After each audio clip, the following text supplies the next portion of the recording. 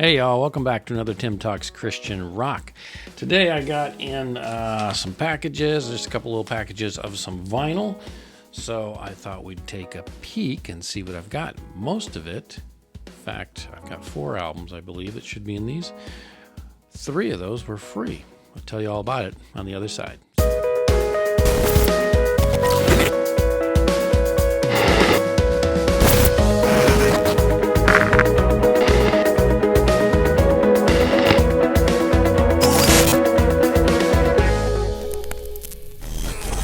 Hey there, y'all.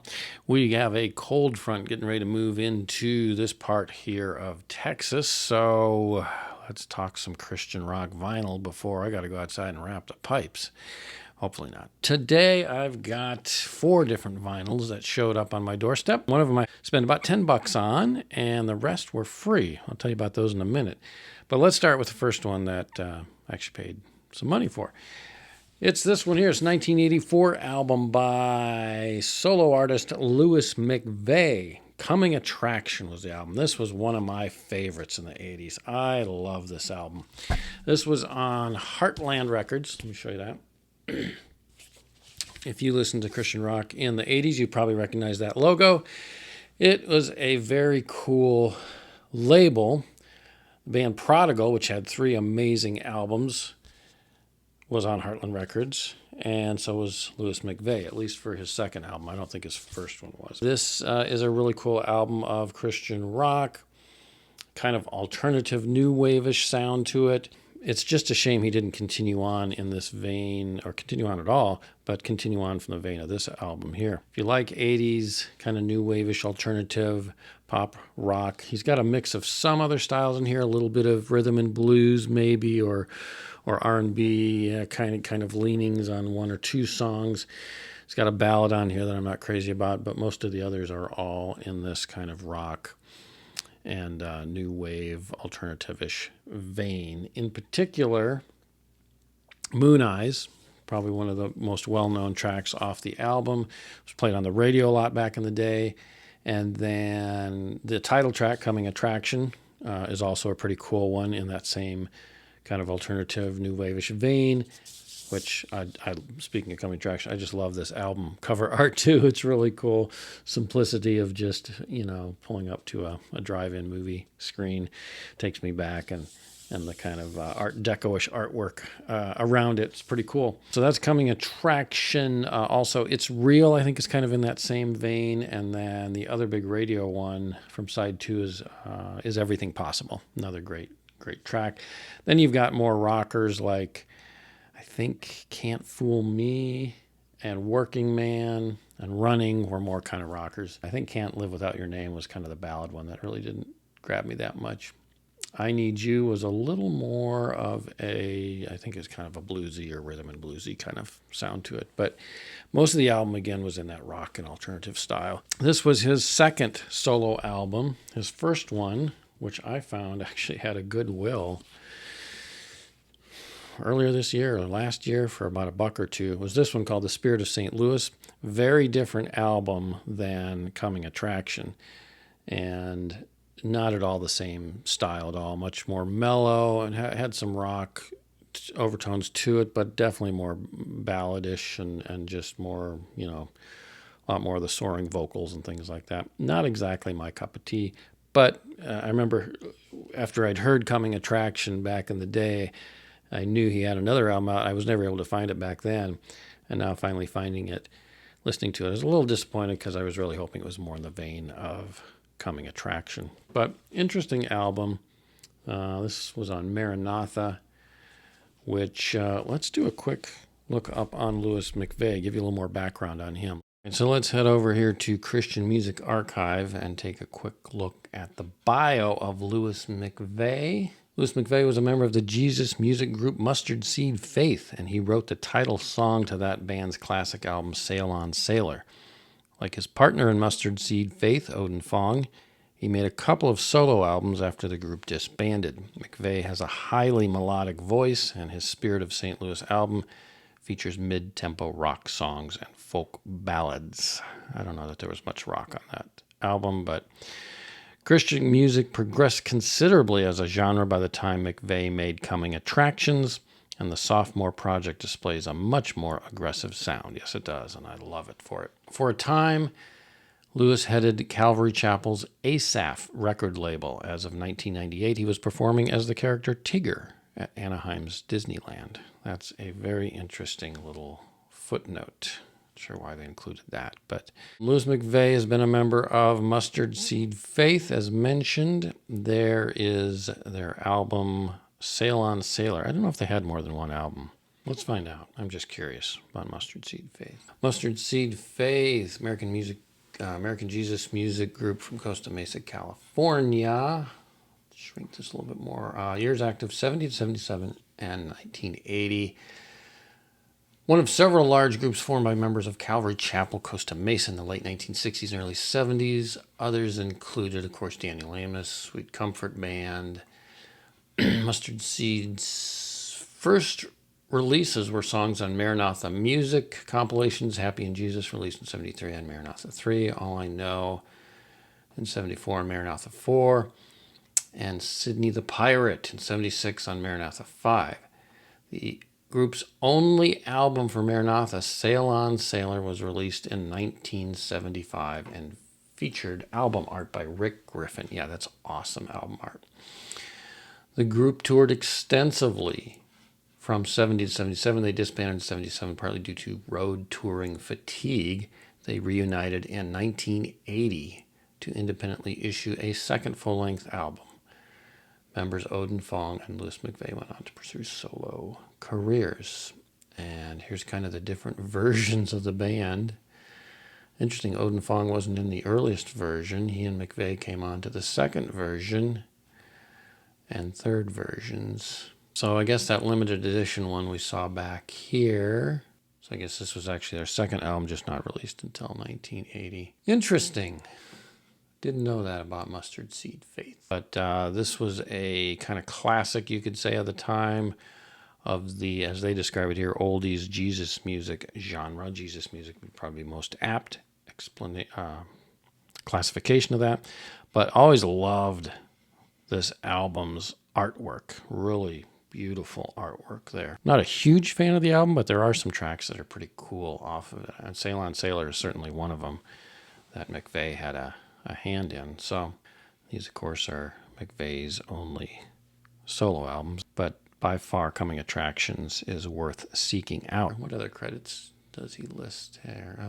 Songwriter for Odin Fong's album Invisible Man.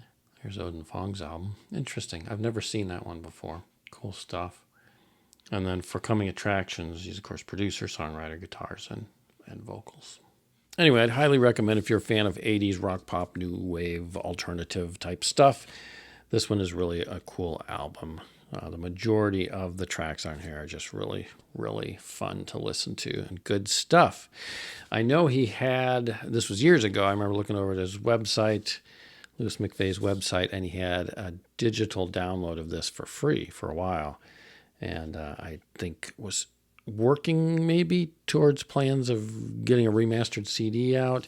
Don't know if that ever happened, but I'd love to look back there again and see if that ever came to pass or not. But great album, worth checking out if you can find it. All right, so let's get started on the albums that I got for free. I mentioned in another video that I had bought some albums off eBay on a buy two, get one free deal from a gentleman selling some great Christian rock vinyl. So I picked up about a dozen albums. And one of them was a Glass Harp album, and the guy told me before he shipped it that, it's got, a little more scratches on it than I thought. So why don't you pick 3 more albums on my listing for free? I was like, that's really cool. Very kind of him. So I picked up these 3. The first of them was one that I actually already had, Barnabas, Feel the Fire, one of Barnabas's great albums. Approaching Light Speed is probably their best known, followed by this one, Feel the Fire, which was kind of like Approaching Light Speed Part 2 in some ways. Not quite as good as Approaching Light Speed, but still a very good album. Barnabas, hard rock, borderline metal, Christian rock band. And anyway, I have this album already. And another edition I'd got, I think, on eBay as well. And originally this first one that I had a little name label on the bottom from the person that owned it. It was a sticker, and I thought, I'm not going to be able to get that off. Well, eventually it seemed to kind of loosen up, and I was able to peel it off. Still some discoloring there, so, you know, I was like, maybe if I can get another edition. A little bit of writing on the back. Nothing bad at all, though. And just slight little bit of ring wear. It's got the original sleeve with lyrics and liner notes on it, things like that. So it's not a bad edition, but I thought, well, here, this guy had one as well, so I thought I'd go ahead and pick this one up. And it's a little more worn on the sleeve, but there's no writing on it. It also came with the original vinyl sleeve insert in about the same condition as my first edition. But one interesting thing it came with that my other edition didn't have was this little ad in here for Barnabas merchandise. And this album was 80, what was this? This album was 84. So keep that in mind. But this is a cool little insert I hadn't seen before. It said, is contemporary Christian music really contemporary? It is now. It's got the Barnabas Cross logo there. It says here, show the world you fearlessly support alternative rock with the new line of Barnabas products. To order any of these items, simply fill in the order form below. Please print. And then the items on the order form, which is kind of cool. Barnabas jerseys at $10 each. Sleeveless t-shirts at $8 each. Bandanas at $5 each. Buttons at $1.50 each. And here's the cool one, I thought. Posters. You check either for Feel the Fire or Approaching Light Speed at $4 each. I'm really curious as to what those posters were like. If they were posters of the album art, I would really love to see those, especially the Approaching Light Speed album, which I don't have handy here. If those were posters of the album art, that would be cool. They might be band posters from each of those albums or eras, but I don't know. If anybody has those Barnabas posters from either Feel the Fire or Approaching Light Speed, if you ordered from this order form, put a comment in the comments below as to what the posters were. Do you still have them? What were they like? I'm just really curious. That's kind of fascinating. I wasn't aware there were posters from them, and had I gotten one back in the day, I would have loved it. So that's Barnabas. Great album. Now I've got two copies, probably very similar. My original copy here is probably a little better shape in terms of the sleeve.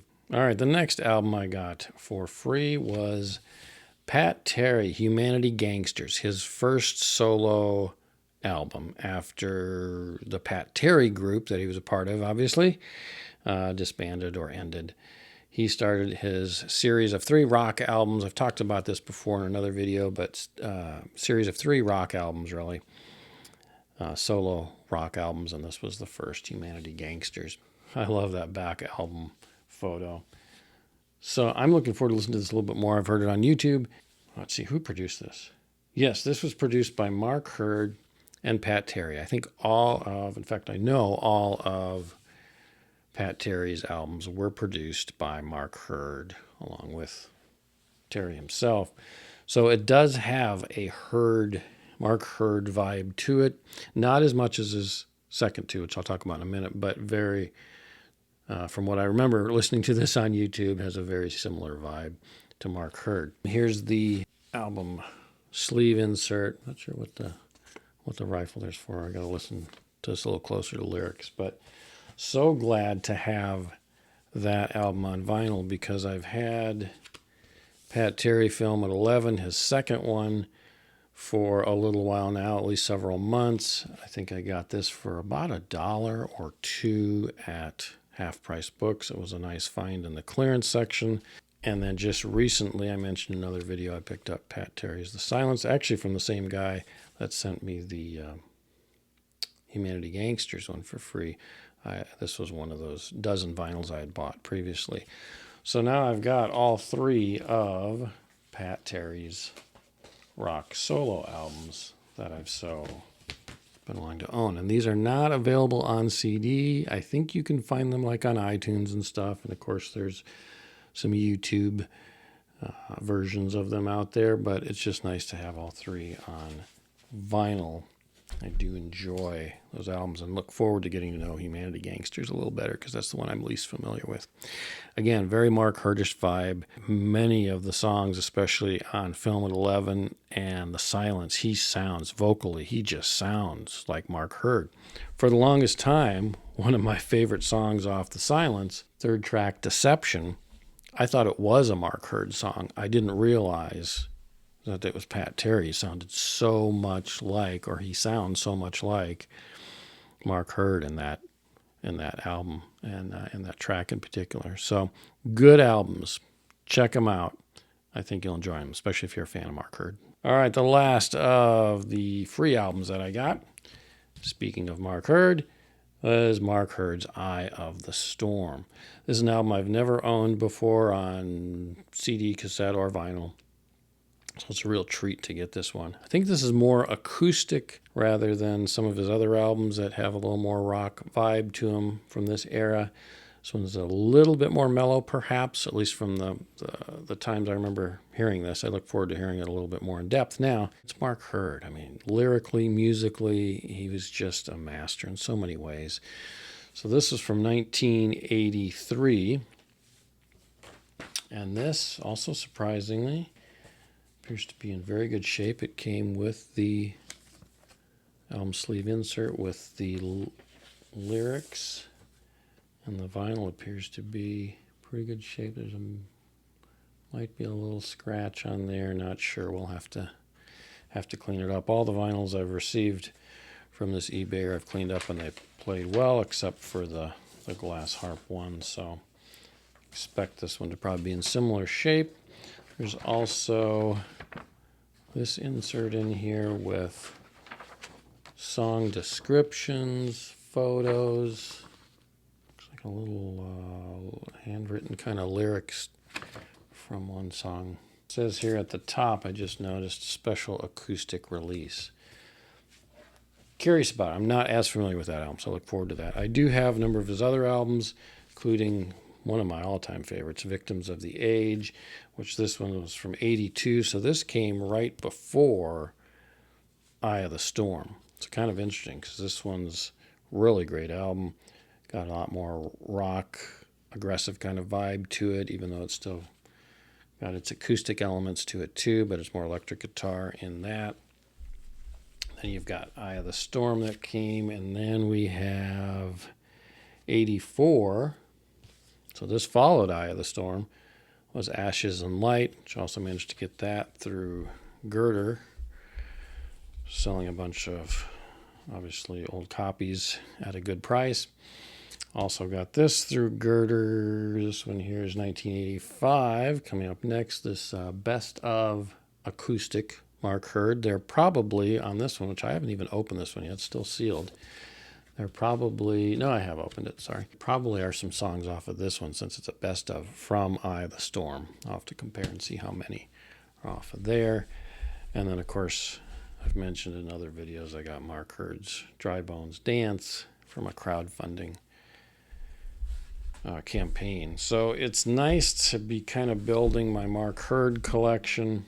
Adding Eye of the Storm to it is definitely one of the great ones I'd look forward to listening to. I'd still like to find Stop the Dominoes. I think that's another one that's got a lot of tracks on it I really like. And if they ever release Satellite Sky and Secondhand, I've heard that they were going to crowdfund those at some point, maybe both together, but I haven't heard any news on that for a while, so I don't know if those will happen or not. But Eye of the Storm sure is a great find, and to get it for free, pretty cool. That's what I got today. Some neat stuff.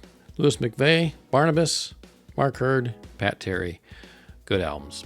Anyway, y'all have a great day. Go out and listen to some great Christian music. Take care. See you later.